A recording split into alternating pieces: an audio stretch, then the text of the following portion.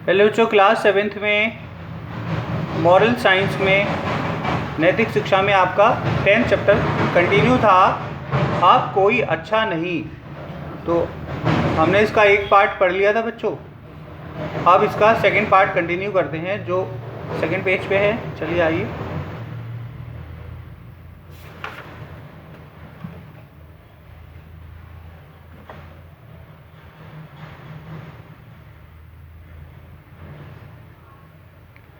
यहाँ से था बच्चों, अब सुदास ने सेठ के पैरों की ओर देखा।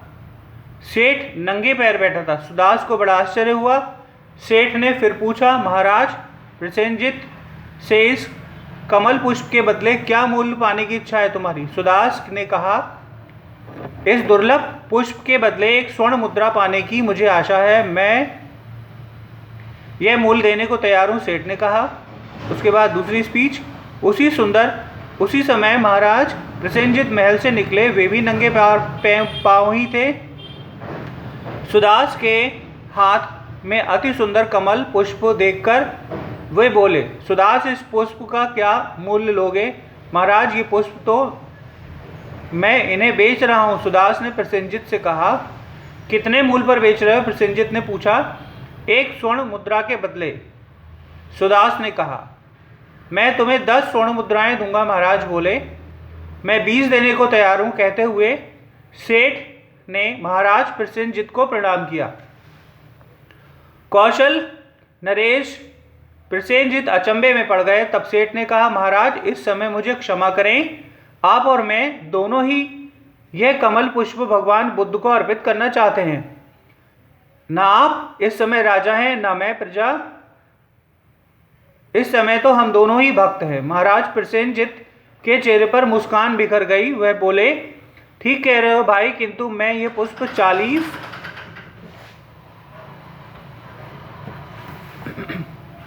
स्वर्ण मुद्राएं देकर खरीद लूंगा।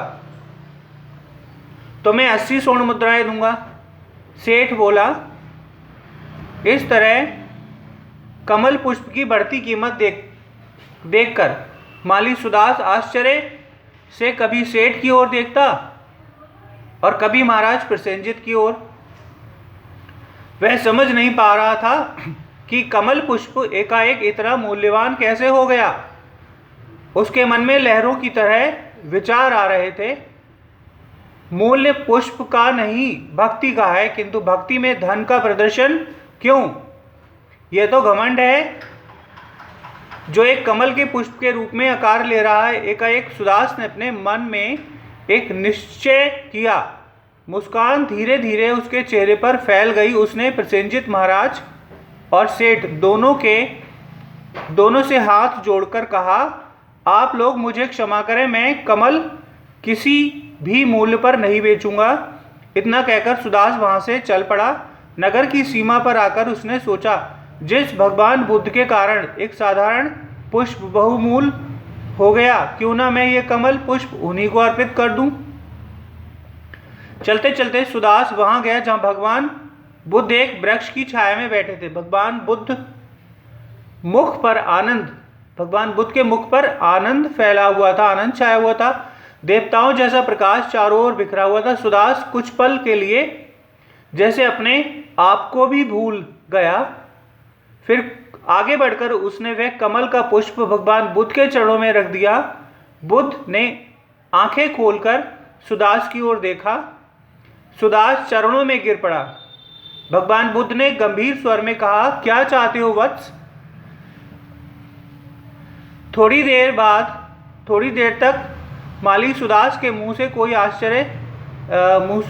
कोई शब्द नहीं निकला। फिर उसकी आंखों में खुशी के आंसू बहने लगे। रुक रुक कर कहा उसने, आपके दर्शन के बाद अब कुछ भी पाने की इच्छा नहीं रही भगवान। बस आप मुझे अपने चरणों में जगह दे दें।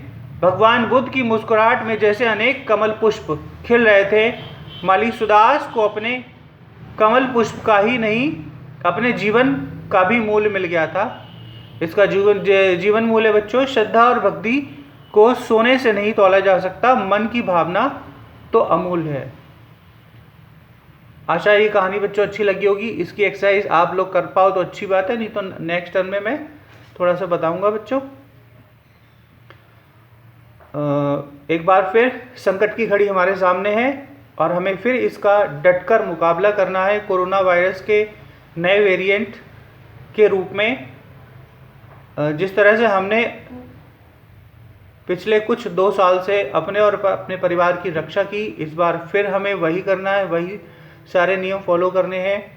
सोशल डिस्टेंसिंग का पालन करना है, साफ सफाई, व्यक्तिगत साफ सफाई पर ध्यान रखना है, बार बार हाथों को धोना है, सैनिटाइज करना है, कुछ भी नहीं छूना है बाहर जाते हैं तो, और चेहरे पर मास्क का प्रयोग करना है जब अगर घर से बाहर निकलना पड़ता है, ज़रूरी कोई काम हो तो। वैसे तो कोशिश करें घर से बाहर ना निकले।